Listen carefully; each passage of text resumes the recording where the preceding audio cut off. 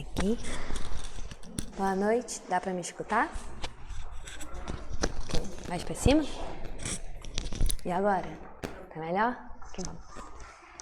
Boa noite. Nós estamos no capítulo 43 do livro Nosso Lar, né?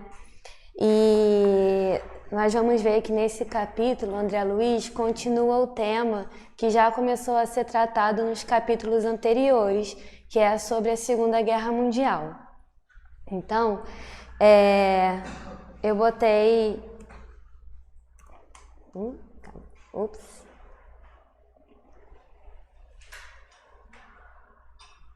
Pronto, foi. Eu botei aqui uma rápida contextualização para a gente fazer dos outros capítulos, porque eles estão muito interligados uns nos outros. Então, achei que seria interessante, né? A partir do capítulo 41, a gente viu que a narrativa ela se inicia junto com os primeiros dias da Segunda Guerra Mundial, que foi no início de setembro de 1939. Então, nós vimos que os espíritos em nosso lar começaram a ficar muito preocupados e muito ansiosos com a situação da Terra, com a situação dos parentes que ainda estavam encarnados e também com o trabalho que estava dobrando de assistência que eles precisavam realizar em nosso lar. Então, a gente vê que a guerra não foi só um evento que impactou a Europa, foi um evento que impactou todo mundo, mas também principalmente o plano espiritual. Ela causou, né, esses sentimentos que a gente vai ver nesse capítulo de hoje, de ansiedade e medo, que até a Soninha falou no capítulo anterior sobre o medo, nos próprios desencarnados, né? Não foi só apenas nos que estavam aqui. E em meio a essas preocupações, os habitantes de nosso lar, eles escutam um clarim, que era tocado como um apelo para que os habitantes de nosso lar pudessem elevar os seus pensamentos e as suas vibrações em meio a tanta ansiedade, em meio a tanto medo que estava acontecendo. Ele até fala, né, no capítulo anterior, que esse clarim é para que eles pudessem organizar seus padrões mentais, fazendo calar os ruídos de baixo, para que o apelo, o socorro à terra, se grave nos corações desses espíritos. Então depois, no capítulo 42, isso aconteceu no capítulo 41. E aí no capítulo 42, após alguns dias do clarim, o governador espiritual da colônia, ele realiza uma reunião no Ministério da Regeneração para poder acalmar, né, esses espíritos que lá se encontravam. Então ele realiza um culto primeiro, uma prece nesse culto, e depois ele fala que o principal objetivo desse culto era criar novas escolas de assistência nos ministérios. E também ele pede a ajuda e a contribuição de 30 mil servidores nos campos de defesa de nosso lar, pois eles iriam precisar, agora com tantos espíritos desencarnando após a guerra e se desencarnando em situações muito sofridas e muito difíceis. Ele até fala, né, que eles precisavam de uma legião especial de defesa que garantia as realizações espirituais nas fronteiras vibratórias de nosso lar. E aí, o que é tão importante a gente notar no capítulo de hoje e nesses capítulos anteriores? É importante a gente ver que os planos superiores espirituais estão sempre em diálogo e em contato com a Terra, que em momento algum nós estamos desamparados, que mesmo que a gente ache que em meio à guerra, uma situação extrema de violência, em que a esperança e a fé às vezes não tem espaço no coração das pessoas, o plano espiritual está fazendo de tudo para nos auxiliar. E é isso que a gente vai ver no capítulo de hoje. Isso aqui, deixa eu só fazer uma coisa aqui, porque não está funcionando a coisa. Isso. Então, apresentando o nosso capítulo, a gente vê que, como eu falei, que o André Luiz continua essa narrativa, né, da Segunda Guerra Mundial e seu desdobramento no mundo espiritual. E o André Luiz, nesse capítulo de hoje, ele testemunha uma discussão com um ministro de Nosso Lar, que foi até a Polônia atuar nos serviços espirituais de lá. Então, durante a conversa, o governador e outros espíritos que lá se encontravam nesse meio, eles discutem o impacto da guerra, principalmente nos espíritos desencarnados e também nos espíritos encarnados, mas assim, qual era a situação que eles deixavam o mundo durante esse contexto. Vou botar aqui. Ai, meu Deus.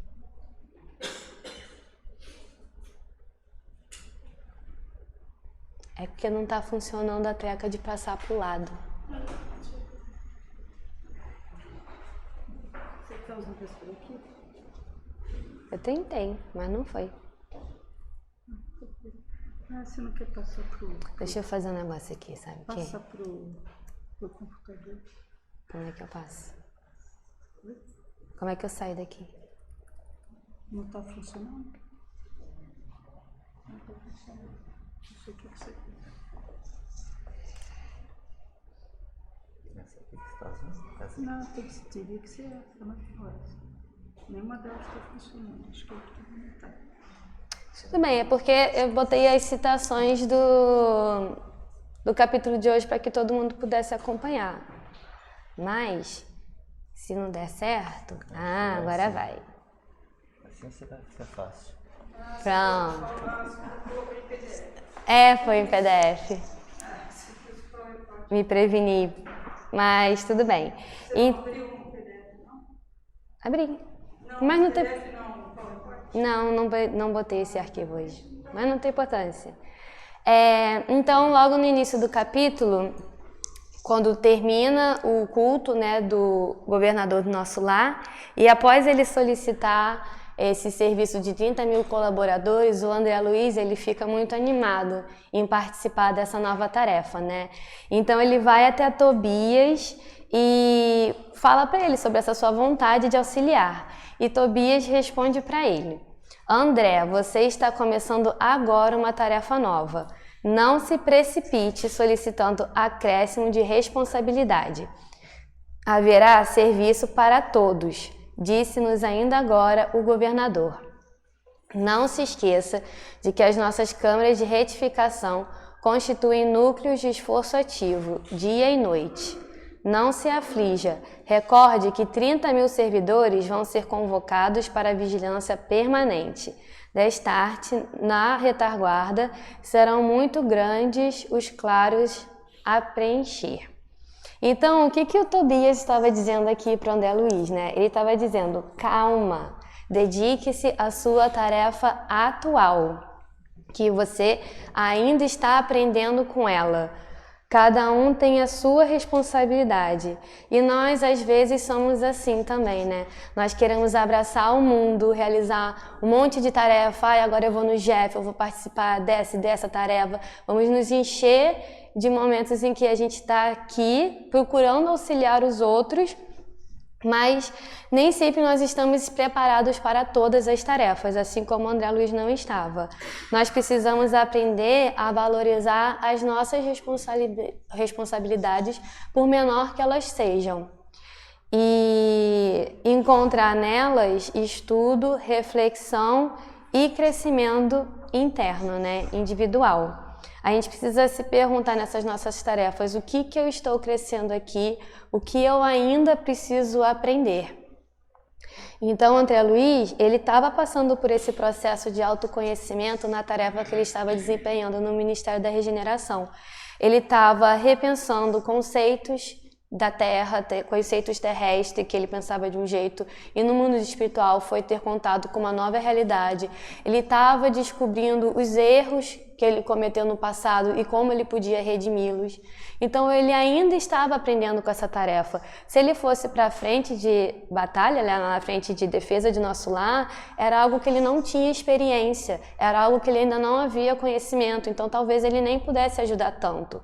São espíritos que eu imagino que estariam em contatos com vibrações muito inferiores, de muito ódio, de muita revolta. E será que André Luiz estaria preparado para lidar com esses espíritos da melhor maneira possível? Será que ele conseguiria manter a calma, manter a serenidade e ao mesmo tempo ser firme para barrar os que não poderiam entrar em nosso lar ou permitir aqueles que poderiam entrar? Não é uma tarefa fácil. Então ele provavelmente ainda teria que aprender bastante, acumular experiências no mundo espiritual para poder atuar dessa forma. E é a mesma coisa com nós aqui na Terra. Cada um tem a sua responsabilidade, nós não podemos achar que o que nós fazemos é algo pequeno, desde que a gente esteja fazendo bem ao nosso próximo. E sempre pensando em como a gente pode crescer e aprender nessas novas tarefas. E depois o Tobias ele continua, né? Contente-se com a matrícula na escola contra o medo. Creio que isso lhe fará enorme bem. E nós já conversamos sobre o medo no capítulo anterior, então não vou falar muito sobre ele agora, mas nós podemos dizer que o André Luiz, ele ainda precisava conhecer o valor da coragem da fé, que isso ainda estava sendo construído nele, no coração dele, para que ele pudesse realmente atuar sem medo, sem até ansiedade e desespero que estava sendo mostrado nos espíritos desencarnados lá em nosso lar, e para que ele pudesse atuar mesmo nessa defesa.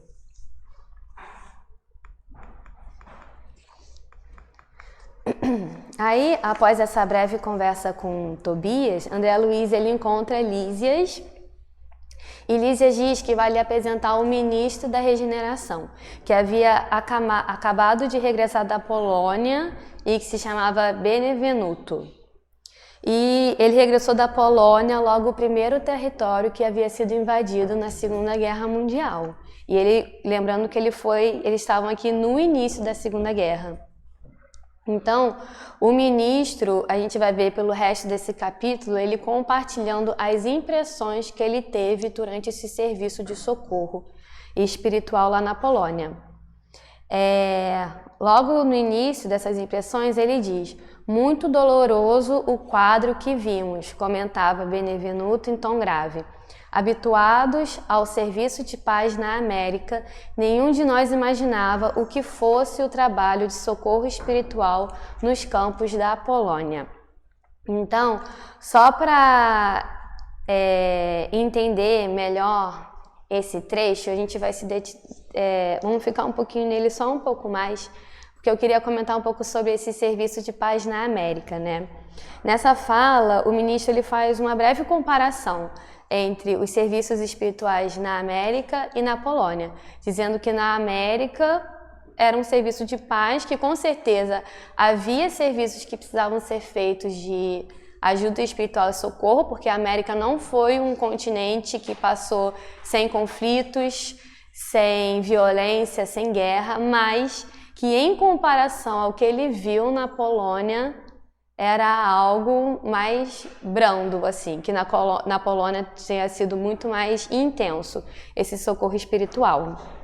Então, só para a gente entender melhor essa fala sobre a paz na América, nós trouxemos como referência o livro A Caminho da Luz, que é um livro espírita que fala sobre a história do mundo do ponto de vista espiritual, e é um livro fino, mas ele é incrível e muito esclarecedor.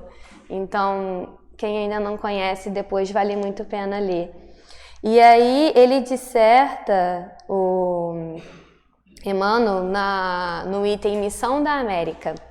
Ele diz sobre qual era o projeto que a espiritualidade tinha para a América. E nós colocamos aqui. Ele fala, essa primeira frase já diz tudo, né? O Cristo localiza então na América as suas fecundas esperanças. O Cristo, não foi só a espiritualidade. O Cristo destinava à América as suas fecundas esperanças. Do mundo invisível partiram caravanas inúmeras de almas de boa vontade que encarnaram nas terras novas.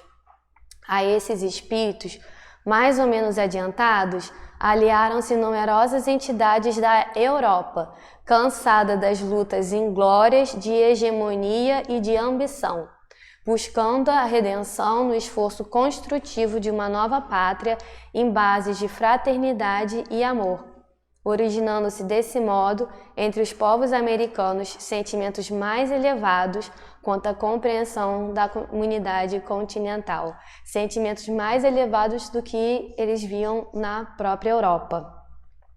Então, a partir dessa fala de Emmanuel, a gente vê que a América ela funcionou como um refúgio para esses espíritos que encarnaram por diversos séculos na Europa e vivenciaram várias guerras, porque a Europa praticamente estava em guerra durante não sei quantos séculos da história, sempre, ainda está, inclusive, ainda está. Então, esses espíritos que já estavam cansados desse egoísmo, dessas lutas, eles vieram reencarnar na América. Você quer comentar sobre o ambiente espiritual? Pode comentar. Não sei se eu vou comentar. Pode falar. Para adicionar a Sim. isso que você está falando, que como era uma terra relativamente nova, né, principalmente em comparação com os séculos da Europa, não havia esse ambiente pesado de toda essa história antiga, de todas as guerras que sempre, né, estiveram presentes ali no ambiente da Europa. Então ainda tem também a questão do ambiente espiritual. Né? É verdade. Emmanuel ele ainda fala nesse mesmo item que no mundo europeu os indivíduos e coletividades se prendiam cada vez mais na cadeia de existências de provações expiatórias, justamente, né, por ser um continente que basicamente estava sempre em guerra, era uma expiação atrás da outra para esses espíritos que lá reencarnavam. Até nesse contexto de guerra, né, que a Europa sempre viveu, assim que estourou a guerra da Ucrânia, teve uma entrevista com um professor de Relações Internacionais da USP, que ele falou, né, que esse período de paz que a Europa viveu da Segunda Guerra até o momento atual é exceção, né, não é regra, porque a Europa sempre vivia com esses conflitos generalizados ou pontuais. Então, realmente é um campo ali que é um pouco complicado, né, até de uma determinada geração para cá que não vivenciou esses conflitos, né, não viu esses conflitos, ou então não pegou a rebarba desses conflitos, né, após esses conflitos. É até um pouco chocante a gente estar vendo isso atualmente, né? Então dá esse sentimento meio estranho pra gente. Sim. E se explica por que, provavelmente, na Polônia, em que Benevenuto estava, as emanações espirituais eram tão pesadas, porque não eram resultados de uma primeira guerra. Provavelmente eram revoltas e ódios que aqueles espíritos estavam carregando por várias encarnações. Agora a gente passa para continuar a descrição do ministro, né? Ele fala: tudo obscuro, tudo difícil. Não se podem ali esperar claridades de fé nos agressores, tampouco na maioria das vítimas, que se entregam totalmente a pavorosas impressões. Os encarnados não nos ajudam, apenas consomem nossas forças. Desde o começo do meu ministério, nunca vi tamanhos sofrimentos coletivos. Então, vamos prestar atenção, bastante atenção nesse trecho que está destacado, né? Não se podem ali esperar claridades de fé nos agressores. Então, mais à frente, o Benevenuto ele vai falar também sobre emanações pestilentas de ódio que vinham do campo de batalha, principalmente desses agressores. E quem eram esses agressores, né? Porque eles tinham tanta revolta, tanto ódio. E para compreender melhor isso, eu trouxe umas curiosidades nas nossas aulas de história do ensino médio, para a gente entender melhor e nos situarmos. Então, após esses agressores, eram os alemães, né? Aqueles que estavam relacionados principalmente ao Hitler. E após a Primeira Guerra Mundial, a Alemanha ela foi totalmente destruída com a derrota e foi duramente penalizada com o Tratado de Versalhes, em 1939. Ela perdeu parte do território, ela precisou indenizar os prejuízos que causou nas guerras, então eles tinham uma dívida enorme econômica com os outros países e ela levou toda a responsabilidade pelo conflito. Então, na Alemanha, esse tratado ele causou choque e humilhação a toda a população.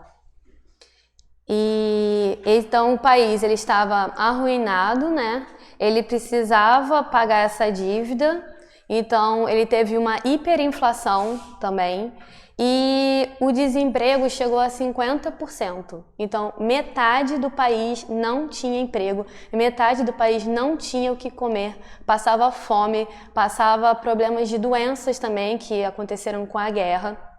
Então imagina como deve ter sido difícil para esse povo, após a Primeira Guerra Mundial, compreender assim os destinos de um ponto de vista até religioso, né, com uma certa religiosidade. Ou seja, não, calma aí. Então as pessoas, nesses momentos de crise extrema, as pessoas sempre procuram um culpado. E nesse contexto da Alemanha, foi quando Hitler conseguiu, né, arranjar um culpado para eles, sem bases muito factuais, mas pôs a culpa nos judeus, justificando o sofrimento e a humilhação deles. O que ele fez foi explorar, o Hitler, a necessidade do povo alemão de achar esse culpado, dizendo que os judeus eram responsáveis pela crise econômica não só da Alemanha, mas global. Eles se aproveitaram de um preconceito que já existia há séculos com o povo judeu para contribuir com esse ódio e com essa revolta que o povo estava sentindo. Então eles propagaram essa ideia de que os judeus eram inimigos internos da Alemanha e que tinham arruinado o país. E como é que Hitler, né, e o que os apoiavam conseguiram fazer isso? Foi a antiga fake news que aconteceu naquele tempo. Foi através de muita propaganda e muita manipulação dessa propaganda, né? Eles exploraram então esses estereótipos antigos e faziam propaganda que retratavam os judeus como parasitas mesmo, que precisavam ser eliminados da Alemanha para que ela pudesse se reerguer. Então, assim, gente, imagina você passando fome, sem seus familiares, porque muitos, né, morreram na guerra também, sem perspectiva de emprego, e alguém fala para você que o culpado é um determinado povo e que ele, o herói da nação, poderia ajudar a tirar você dessa situação. É mais fácil, às vezes, você acreditar numa figura dessa do que você ter que criar o esforço interno de ter a fé, de ter a esperança, de acreditar que Deus está aqui para nos ajudar. E foi isso que aconteceu na Alemanha também, né? Então, quando o Benevenuto ele diz que não há claridade de fé nos agressores, imagino que é porque eles já estavam completamente cegos por causa desse ódio. E um ódio que foi direcionado com tanta revolta a um determinado povo, né? Era tanto ódio, tanto medo, como no caso também das vítimas que viveram situações extremas de tortura e de tudo que a gente pode imaginar, a separação das famílias, que ao invés de eles estarem abertos a esse auxílio espiritual, eles mais sugavam as forças desses companheiros que estavam lá, companheiros abnegados que estavam lá para ajudá-los. E mais na frente, o Benevenuto comenta, né? O campo de batalha invisível aos nossos irmãos terrestres é verdadeiro inferno de indescritíveis proporções.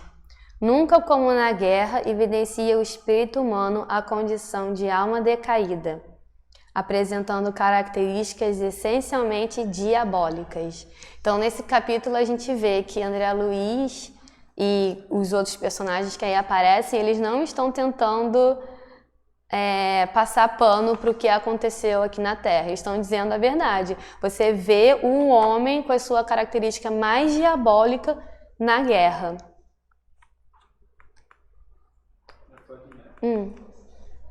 Para lembrar, porque mesmo nessa situação tinham espíritos, mesmo na Alemanha, né, que não sucumbiram a essa ideia desses horrores que foram feitos, né? Então eles se mantinham, né, internamente nessa condição, tendo a fé, tendo a esperança. Sim.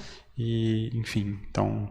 E muitos espíritos que estavam reencarnados lá para auxiliar, né? A gente vê histórias de algum médico que ajudou não sei quantos judeus a escaparem. Sempre teve esses espíritos missionários que estavam lá para auxiliar a todos nós, né? Mas como nós temos também nosso livre-arbítrio e acontece que a maioria segue mais essa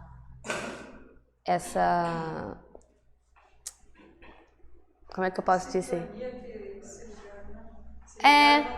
E as promessas que eles conseguem de alguém aqui na Terra, uma promessa que a gente diz material porque seria um benefício que eles atingiriam logo aqui, né? Alguém queria socorrê-los imediatamente e aí eles acabam sucumbindo a isso.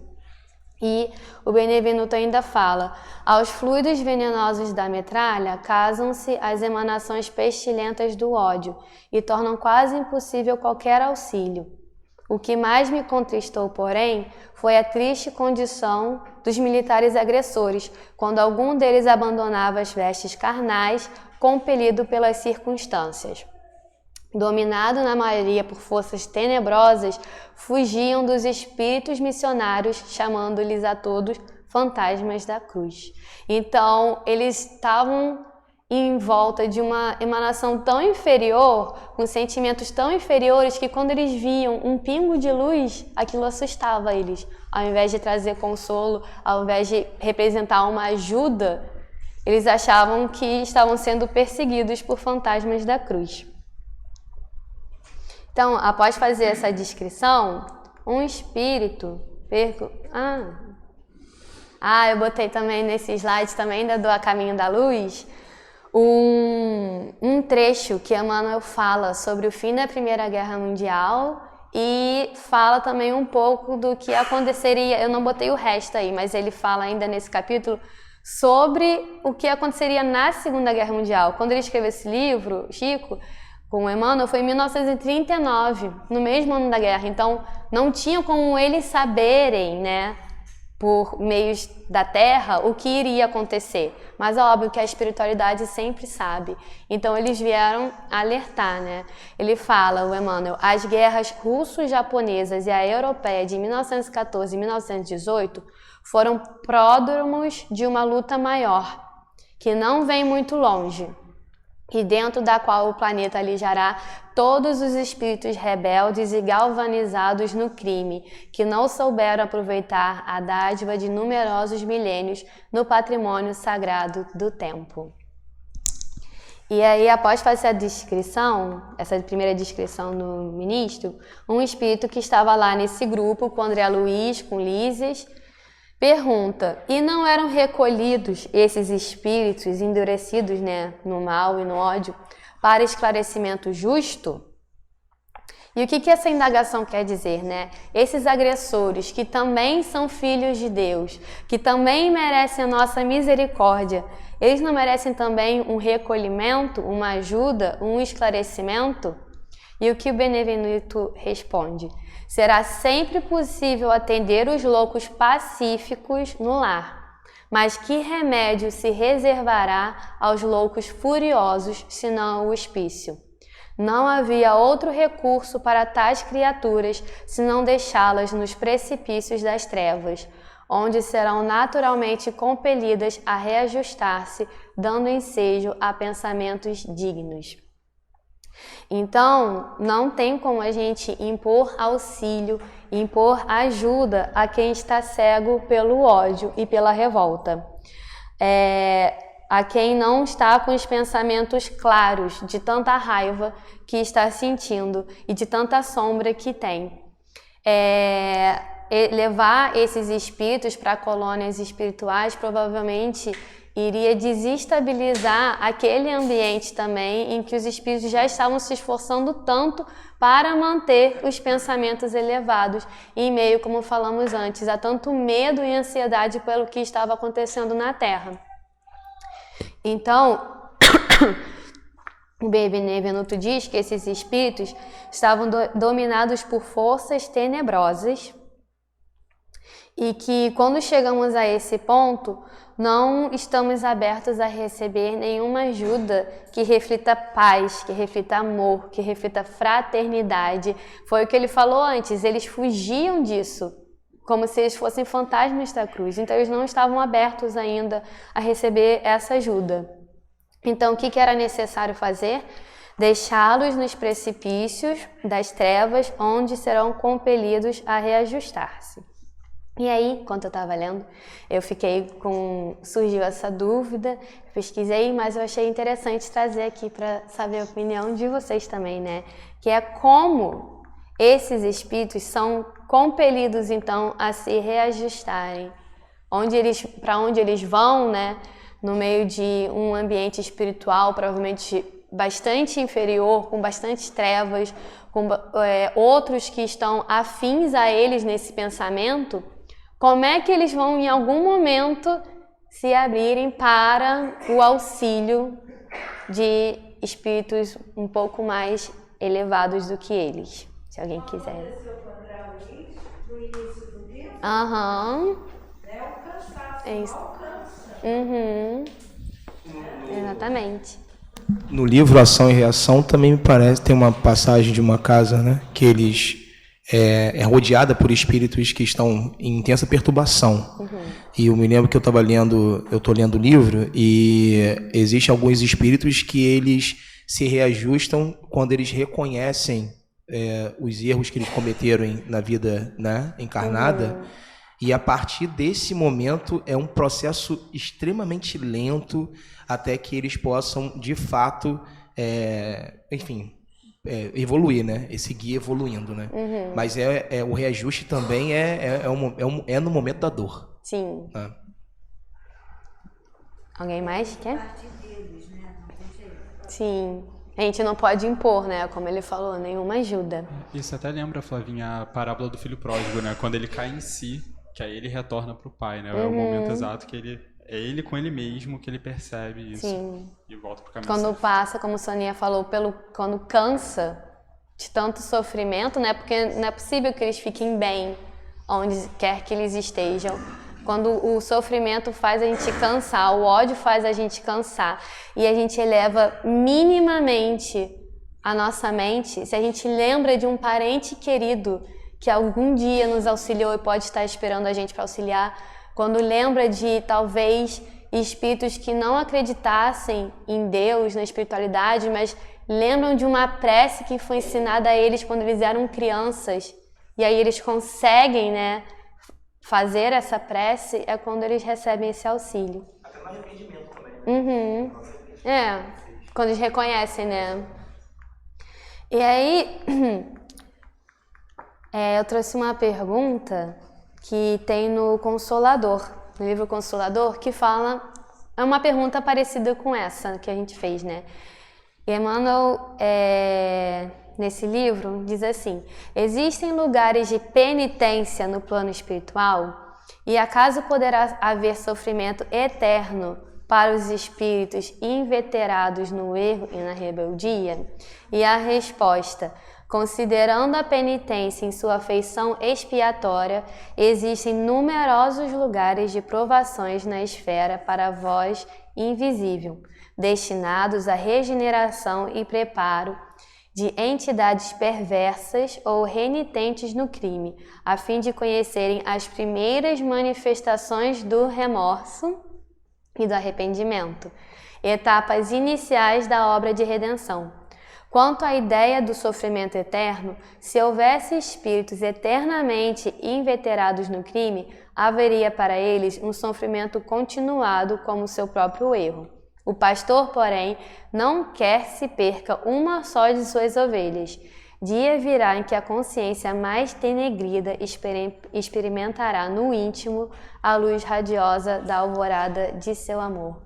Então, o mal não permanece para sempre. Em algum momento, como Soninha falou, o mal cansa, o espírito cansa de estar envolto a esses crimes, a perversidade, e com a ajuda, né, de Deus e da espiritualidade, eles começam a se reerguer. Então, seguindo a nossa história, outro espírito comenta com o ministro, não é mais uma pergunta, foi um comentário que ele fez, né? É quase incrível que a Europa, com tantos patrimônios culturais, se tenha balançado a semelhante calamidade. E o ministro fala para ele, né? Falta de preparação religiosa, meus amigos, definiu o ministro com expressiva inflexão de voz. Não basta ao homem a inteligência apurada, é-lhe necessário iluminar raciocínios para a vida eterna. As igrejas são sempre santas em seus fundamentos, e o sacerdócio será sempre divino, quando cuide essencialmente da verdade de Deus. Mas o sacerdócio político jamais atenderá à sede espiritual da civilização. Então, essas pessoas envolvidas com a guerra, que organizaram a guerra, elas eram muito inteligentes, né? Não é qualquer pessoa que consegue manipular uma nação inteira para dar cabo a uma guerra. Mas o que vimos acontecer, que essa inteligência por si só, sem estar aliado a certo desenvolvimento moral, ela tem mais potência para o crime do que para o amor. Isso a gente vê na história várias vezes. E como diz o Benevenuto, o raciocínio do homem precisa estar voltado para a vida eterna, para Deus, para a possibilidade de um pós-vida, do que a gente entende como vida aqui na Terra, né? Para ter um sentido, uma fé e uma esperança. Então, no meio do desespero e da crise, que nós vimos o povo se voltando para um sacerdócio político, para uma figura política que é selecionada como um herói, um salvador, eles não conseguem se voltar para o sacerdócio, né, espiritual, para o alto. Mas como o ministro coloca, esse sacerdócio ele não atende à nossa sede espiritual. Então, a gente pode se perguntar como que a Europa, que foi palco de tantas reformas religiosas, até da criação de várias instituições religiosas depois de alguns séculos, e até da ação da Igreja Católica, não possuía esse preparo religioso que o ministro falou, né? Então, a resposta para essa pergunta ela é bastante complexa e envolve vários fatores históricos que não dá tempo de falar aqui. Mas eu selecionei alguns só para a gente ter mais esclarecimento. Envolve, por exemplo, uma reflexão de quantos realmente se dedicavam ao culto interior ao invés do culto exterior. A gente já sabe, né, que o histórico da Igreja Católica na Idade Média e em alguns séculos depois era mais um culto externo, um ritual, do que realmente uma modificação interior. Eles não estavam preocupados com realmente levar a esperança e levar a fé aos seus seguidores. E, além disso, né, com os séculos 19 e 20, com a Revolução Francesa, as revoluções industriais, a Europa foi perdendo cada vez mais a influência das religiões. E, à medida que a ciência, o racionalismo e o materialismo se desenvolviam e ganhavam força, a religião começou a perder essa centralidade como guia das pessoas, guia moral e espiritual, né? E também com essa nova modernidade na Europa, foi surgindo também novas ideologias, como o marxismo, o liberalismo, e essas ideologias buscavam uma reforma exterior para os problemas das crises que haviam e das lutas. E as instituições religiosas, com suas respostas tradicionais, não conseguiam atender aos questionamentos das pessoas durante essas crises.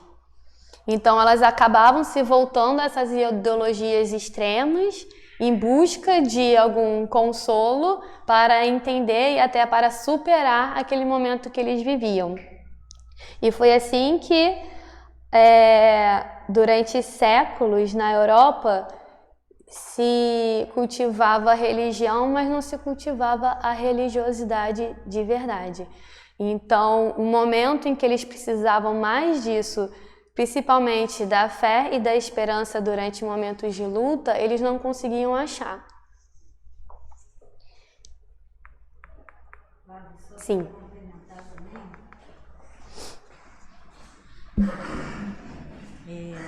Um outro ponto é que, como a religião esteve durante muito tempo associada ao poder, deixando a população, uma grande parte da população miserável, inclusive foi uma das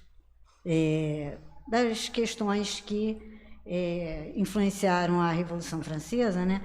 Então, a população foi se distanciando também da religião, porque ia vendo que ali só tinha interesse na não tinha associação ajuda com verdadeira, o poder. preocupação verdadeira então, com dentro eles. de tudo que você falou, ainda tinha isso também, né? Esse distanciamento do povo, Sim. porque não recebia nada que alimentasse em todos os Sim, sentidos, né? Nem sim. espiritual, nem materialmente. Nem material. De quem tinha condições de atender o povo. Sim, sim. E aí, o Benevenuto ele conclui esse pensamento dele dizendo: sem o sopro divino, as personalidades religiosas poderão inspirar respeito e admiração, não porém a fé e a confiança. E depois, já indo para o fim do nosso capítulo, né, há um outro espírito que pergunta para o ministro sobre o espiritismo. E a resposta do ministro diz muito para nós mesmos ainda hoje. Ele pergunta: mas e o espiritismo? Perguntou abruptamente um dos circunstantes. Não surgiram as primeiras florações doutrinárias na América e na Europa há mais de 50 anos? Não continua esse movimento novo a serviço das verdades eternas? Então, ele estava questionando, né? Se todas as outras instituições religiosas não foram suficientes para ajudar as pessoas, e o espiritismo, que era uma nova força, uma força realmente consoladora, não faria esse papel? Só que, como ele falou aqui, olha, gente, há 50 anos, era muito recente. Jesus veio há 2000 anos atrás e a gente ainda não consegue realmente compreender a verdade dele. Compreender e pôr em prática, aceitar completamente, sem questionamentos. Então, imagina o espiritismo, que era tão recente e que, como o ministro vai dizer, muitas pessoas ainda estavam mais interessadas nos fenômenos espirituais, nos fenômenos de materialização, de mediunidade, do que realmente na reforma interior. Ele fala: o espiritismo é a nossa grande esperança e por todos os títulos é o consolador da humanidade encarnada. Mas a nossa marcha é ainda muito lenta.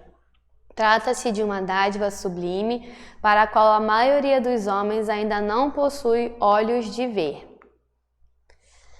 Esmagadora porcentagem dos aprendizes novos aproxima-se dessa fonte divina a copiar antigos vícios religiosos. Querem receber proveitos, mas não se dispõem a dar coisa alguma de si mesmos.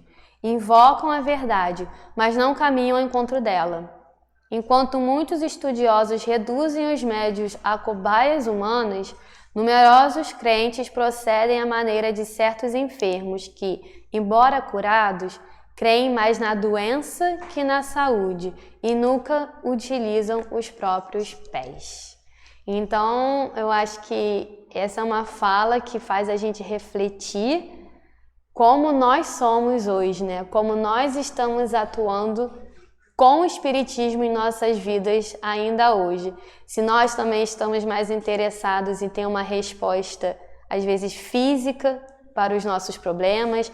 Porque eu quero um sonho que vai me dizer o que eu tenho que fazer. Eu quero uma inspiração que eu acho que não chega, porque eu estou querendo algo tão rápido na resolução dos meus problemas que eu acho que não está sendo resolvido. Mas o que a gente precisa lembrar é que, como até o ministro fala, é uma longa jornada.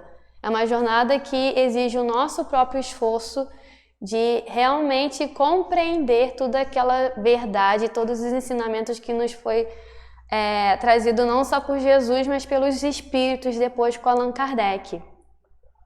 E tentar ao máximo colocar em prática mais o que eles nos ensinaram, que foi o amor ao próximo e a Deus e a nós mesmos, do que realmente querer saber tudo sobre a realidade do mundo espiritual em relação a manifestações físicas e de mediunidade. E ele fala, enfim, procuram-se por lá os espíritos materializados para o fenomenismo passageiro, ao passo que nós outros vivemos à procura de homens espiritualizados para o trabalho sério. Então, para concluir, a gente viu que nesse capítulo o trabalho árduo da espiritualidade em sempre tentar nos auxiliar, mesmo nas situações mais difíceis em que nós achamos que o mundo está perdido e que não há ninguém ali do nosso lado realmente nos auxiliando. Eles estão sempre em esforços contínuos e fortes para ajudar o progresso não nosso individual, mas da Terra, como um planeta que nos recebeu e nos recebe há várias encarnações e que está aguardando, a nossa evolução. E por último, a gente trouxe também uma citação desse livro Amor e Sabedoria de Emmanuel. Tem uma página muito bonita que se diz Deus virá, que eu acho que tem muito a ver com o capítulo de hoje, sobre fé e esperança, sobre realmente acreditar num futuro melhor para todos nós, em meio ao caos que às vezes pode parecer que é a vida no planeta Terra, Ele fala assim, eu vou ler só alguns trechos. Assinalarás a presença daqueles que te fazem sentir que os desentendimentos do mundo não se coadunam com o trabalho da paz, com a desculpa de que o homem tem necessidade da guerra como imperativo da evolução. Não discutas. Darás todo o apoio à sustentação da concórdia, onde estejas consciente de que Deus virá, pelas vias do tempo, estabelecer a solidariedade perfeita entre as nações. Ele fala, escutarás longas dissertações acerca da deterioração dos costumes, inclinando-te a descrer da dignidade social. Não discutas, serás fiel no respeito a ti mesmo e não te retirarás do dever retamente cumprido, na convicção de que Deus virá, pelas vias do tempo, reajustar os setores convulsionados da comunidade humana, recolocando cada um deles em caminho certo. E por fim, sejam quais forem as aflições e desafios da estrada, nunca te deixes intimidar pela força das trevas e faze brilhar no próprio coração a mensagem inarticulada do amor eterno que a luz dos céus abertos te anuncia, cada manhã de horizonte a horizonte. Deus virá.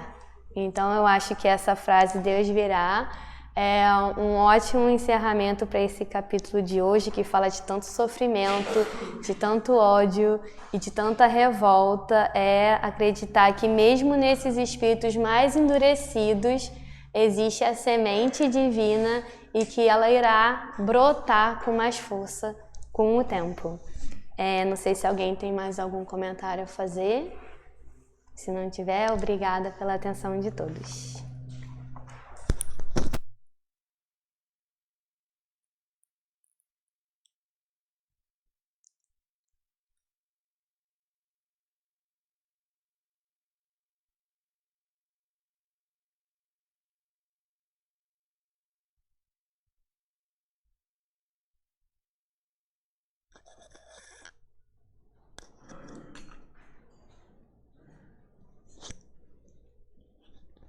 Obrigada, Flavinha, pelo seu estudo, pelas informações que você se debruçou para pesquisar e trazer para nós. Então, aí a gente tem um material rico, né, de informações do mundo e dessa certeza de que estamos todos sob o amparo de Deus. Ainda ontem, né, Sônia, no estudo da manhã, você lembrava daquela frase de Meimei, que é belíssima, que Deus tem estradas onde o mundo nem caminhos. Ora e confia, né? Ora e espera. Deus tem estradas onde o mundo não tem caminhos. Então é assim que a gente tem que olhar os fatos da vida, entendendo que estamos num planeta, né, de provas e expiações, mas não nos falta nunca a proteção divina. E assim a gente vai buscando compreender o que a vida nos apresenta. Muito obrigada mais uma vez, Flavinha, pelas informações, pelo seu estudo. E vamos agora para a segunda parte da nossa reunião, que é a aplicação dos passes. E para isso, então, convidamos os nossos médiuns para que possam se posicionar.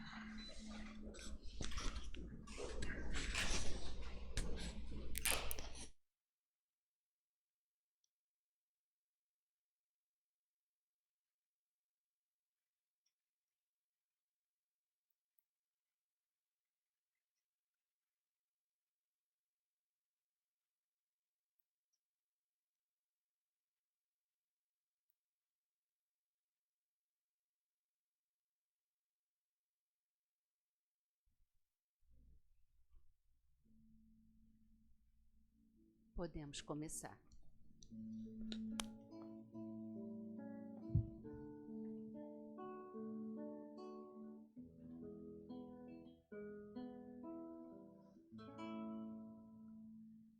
Vem, Jesus divino amigo, vem trazer a tua paz. Só tu és o nosso abrigo, que venturas mil nos traz. Vem, ó meigo Nazareno, este mundo consolar.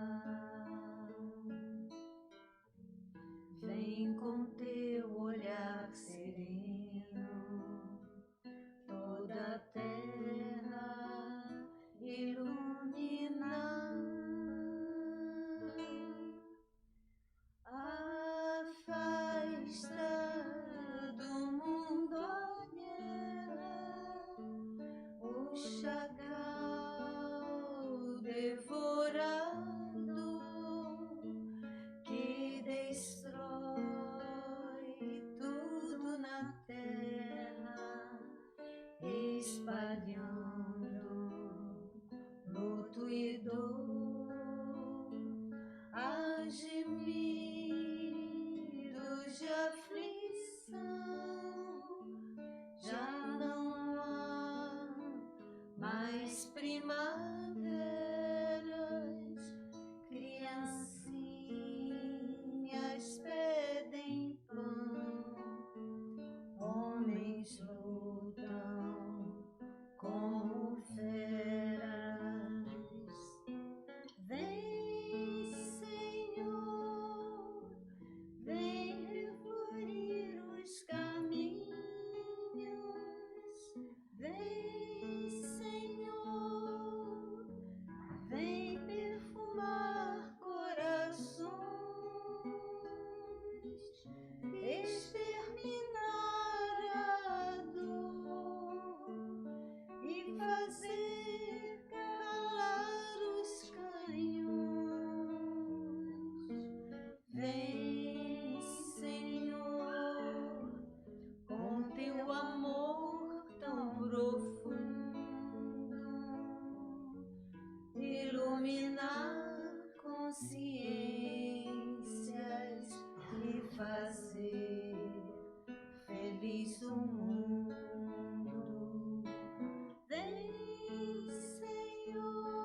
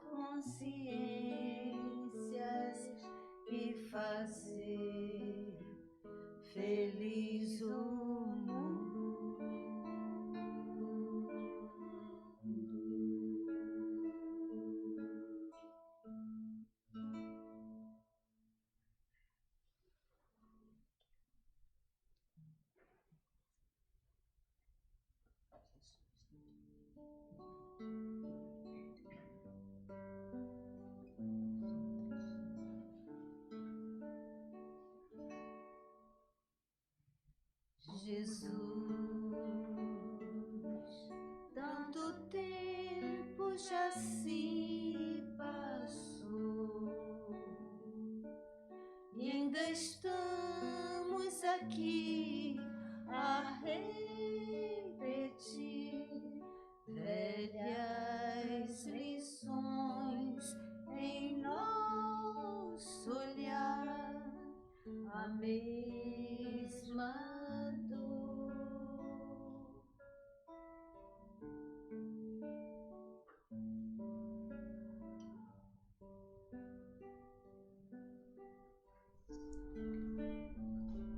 Senhor Jesus, Mestre e amigo incondicional, aqui estamos, Senhor, para agradecer profundamente por todo o auxílio recebido durante a nossa reunião de hoje. A bênção do esclarecimento, Senhor, trazendo para nós os nossos compromissos espirituais, as nossas responsabilidades. Agradecemos pela assistência amorosa dos benfeitores da nossa casa, que nos auxiliam tanto no equilíbrio orgânico, quanto para que guardemos o bom ânimo e a coragem que necessitamos para rever as nossas atitudes e preparar o nosso futuro na base da felicidade que desejamos. Profundamente agradecidos e certos dos imensos recursos que recebemos, neste momento de oração, Senhor, desejamos rogar pela nossa terra, que possamos ter condições de doar vibrações de paz e luz para todos aqueles que ainda não te conhecem, para aqueles que têm a responsabilidade de tomar decisões, para aqueles que caminham com passos trêmulos, desesperançosos. Que a tua infinita luz, que o teu amor possa chegar a todos, para que pouco a pouco possamos todos nós servirmos como instrumentos da tua paz e construirmos assim o teu reino de paz e amor, nessa escola bendita que nos abriga e nos oferece todos os recursos que necessitamos para avançarmos no nosso desenvolvimento espiritual. Assim, profundamente agradecidos, pedimos a permissão para, em teu nome, em nome dos benfeitores da nossa casa e em nome de Deus, interrompermos a nossa reunião desta noite e que, se for permitido, a tua paz possa continuar conosco, para que a levemos para os nossos lares, para aqueles que lá ficaram, de forma que sejam beneficiados tanto quanto nós fomos nesta noite. Fique Jesus em nossos corações, hoje e sempre. Que assim seja, graças a Deus.